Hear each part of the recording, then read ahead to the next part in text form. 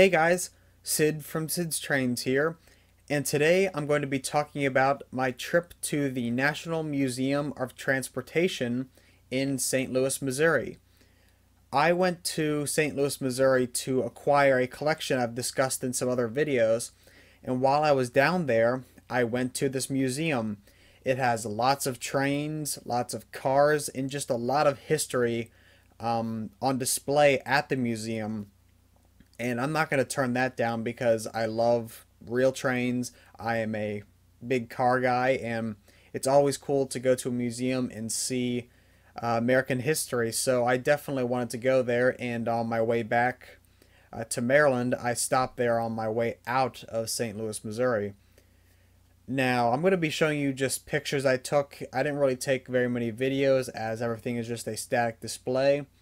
But I do have a couple videos of me walking down some of the locomotives there and a video of one of their layouts or a train layout that they have inside one of the rooms at the museum. So starting out, you arrive at the museum and there's this big circle and this warehouse style looking building. There's a car sitting in the middle of the circle, which is very cool. Next to the building, there is a Wabash caboose sitting there, which is very cool. You can go up these steps and look on the inside. And I'm just taking you through the first kind of the impression and what the front of the museum really looks like. And later on, I'll just let a slideshow go because you don't want to hear me talking for forever, and you just want to see the trains. But you see this really cool Wabash caboose. When you go inside, there's of course the check-in area, but then they have a display room with a bunch of cars in it, and I think the most notable thing in this room was a picture of number 4006, the Union Pacific Big Boy that they have at the museum, but a picture of it up on the wall. I think this looks really good and definitely stands out in the room. They also have a O-gauge train layout in this display room.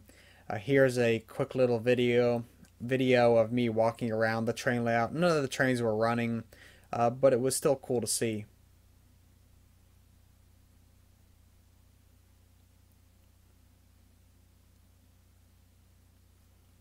Also inside this display room were some G-gauge models inside or on top of some display cabinets. They were very detailed models, and they were on these scenic sets inside the cabinets, and they just looked really good. There was a Great Northern S2, I believe that was. There was a Southern Pacific GS4, and finally, I believe on top of the cabinet was a G-gauge Nickel Plate Road Berkshire.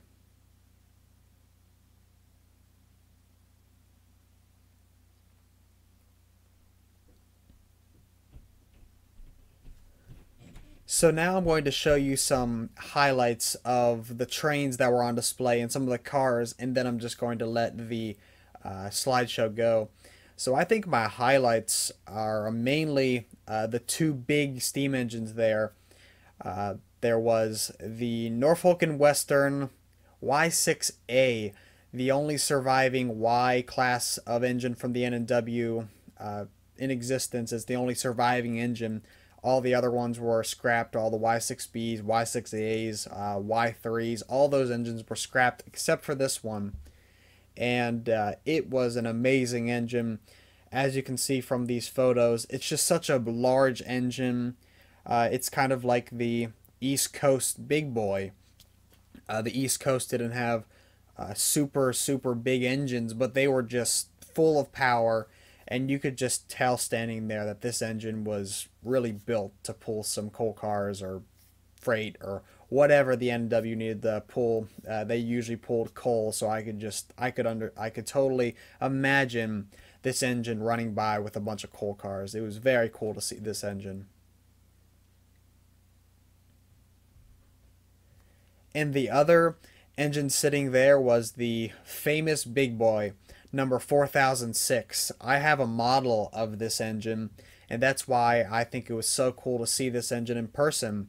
My model looks just like this engine in real life, and it's just so cool to see the real version of the model. Obviously, the model's dumbed down some, not all the details are there, but it was a very cool experience walking up in the cab and walking along the side. And I got some good pictures, and I even took a little video of me walking down the side of the engine.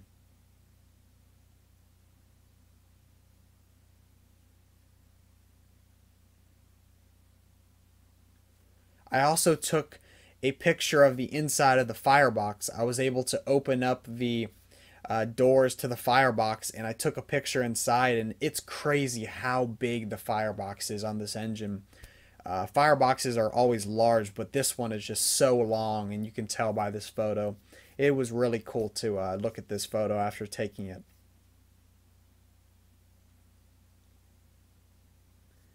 Now, these two engines weren't the only things I enjoyed at the museum. There were tons of other steam engines and diesels and even some electrics that were there. But I'm not doing a whole recap of this trip. I'm not going to talk about every single engine. But I'll just leave that some noteworthy ones were the GS6 that they had there, number 4460, a nickel plate road Hudson, and a New York Central Mohawk. I also forgot to mention one of my favorite engines of all time. They also had a C&O Kanawha or Berkshire. That was so cool to see there. So those are my other noteworthy engines that were at the museum. And they also had cars. It's not just a train museum. They have cars as well. I'm a car guy. And it was cool to see cars as well. But I'm just going to let the slideshow go and some of the videos play. So I hope you enjoy. And as always, like, subscribe, and click the bell for notifications. Comment below and tell others about the channel. I'm Sid, and I'll see you next time, guys.